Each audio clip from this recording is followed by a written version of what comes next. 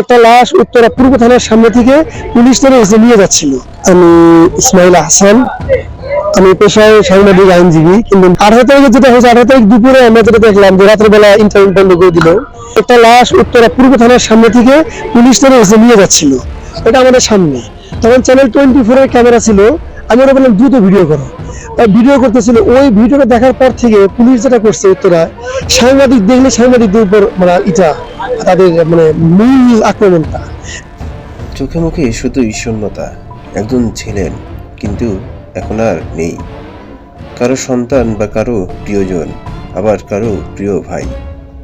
বলছি 13 জুলাই থেকে শুরু করে 5 আগস্টের ঘটনায় আন্দোলনে যারা নিহত হয়েছেন তাদের স্বজনদের কথা। তাদের শুধু একটাই প্রশ্ন, আরো কদিন বাঁচতে পারত সেই হারানো লোকটি?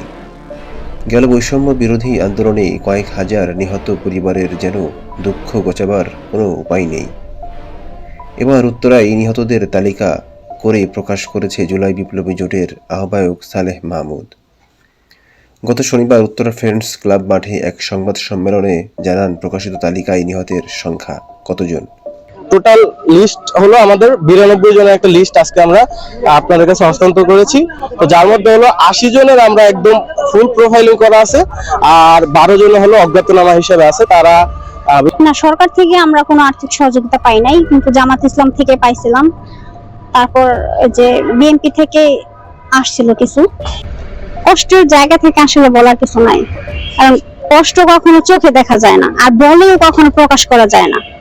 তো আমার বড় ভাই, আর বড় ভাই বাবার পরে মনে হয় হয়তো বড় ভাই জায়গা হয়। তো যে মানুষটা চলে গেছে, তো ফ্যামিলির এমন একটা জায়গা থেকে সে চলে গেছে যেটা মানে এখানে শুধু হারানোটাই থাকে, এখানে আসলে পাওয়ার আর কিছু নাই। বাট দেশের দিক দিয়ে যদি আমরা চিন্তা করি, সেখানে আমার অনেক ভাই বোন মারা গেছে। আমার হয়েছে মোট 92 জনের কথা। সেখানে রয়েছে শিক্ষার্থী থেকে শুরু করে কয়েকজন শ্রেণী পেশার নিহতের সংখ্যা। স্বজন হারিয়েছেন, তবে কতটুকু পেলেন এমন প্রশ্নের উত্তরে জানালেন কষ্টের কথা। দেশের স্বাধীনতা রক্ষায় যারা শহীদ হলেন তাদের প্রতি রইল শ্রদ্ধা ও সালাম। আর যেন কোনো মায়ের বুক খালি না হয় সেই প্রত্যাশাই এখন সবার। নজরবিডি, ঢাকা।